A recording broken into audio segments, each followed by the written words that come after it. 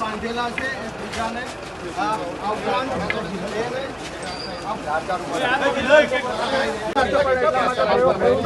ફરિયાદ નોંધાઈ છે। એ ફરિયાદની અંદર પણ લખવામાં આવ્યું છે કે આ ષડયંત્ર હતું, કાવતરું હતું, ગેરકાયદે મંડળી રચી અને પથ્થરમારો કરવામાં આવ્યો હોવા આવા શબ્દો ફરિયાદ છુપાયા હતા અને ત્યાંથી પથ્થરમારો થતો હતો, કરતા હતા। આ તમામ બાબતો એને પૂછવામાં આવશે અને આ આરોપીઓ એ બાબત પોલીસને જણાવે એ પ્રકારેની માહિતી મળી રહી છે કે કેટલી દુકાનો આગના હવાલે કરવામાં આવી હતી, વાહનોમાં તોડફોડ કરવામાં આવી હતી।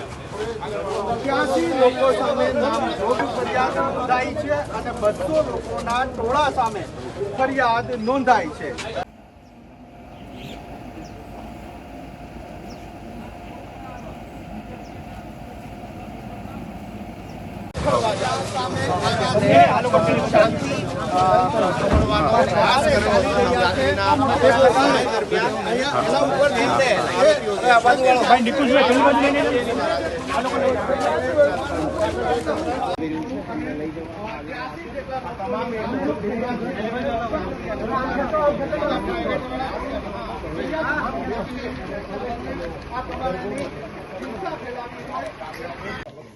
હજી આગળ આવી જાઓ થોડા બધાને।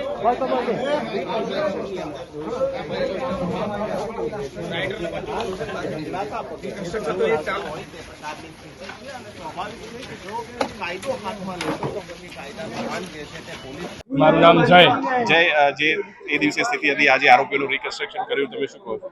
ખૂબ જ આનંદ થયો ગુજરાત પોલીસનું આ કાર્ય, જેને હું ખૂબ જ બિરદાવવા માંગુ છું કે એમને ફક્ત ને ફક્ત 2 દિવસમાં તમામ આરોપીઓને પકડ્યા। હજી જે ફરાર છે તેમને શોધખોળ ચાલુ છે, એમને પણ પકડવામાં આવશે અને જો એમની ઈચ્છા હશે તો એમનું પણ રિકન્સ્ટ્રક્શન કરવામાં આવશે। અને આજે જે રિકન્સ્ટ્રક્શન કરવામાં આવ્યું, જે પોલીસ સાહેબ દ્વારા અને આખા કાફલા સાથે એમને બોલાવવામાં આવ્યો અને એમની ઓકાત બતાવવામાં આવી કે જો તમે કાયદામાં રહેશો તો જ ફાયદામાં રહેશો, કાયદો તોડશો તો તમે પણ તૂટશો।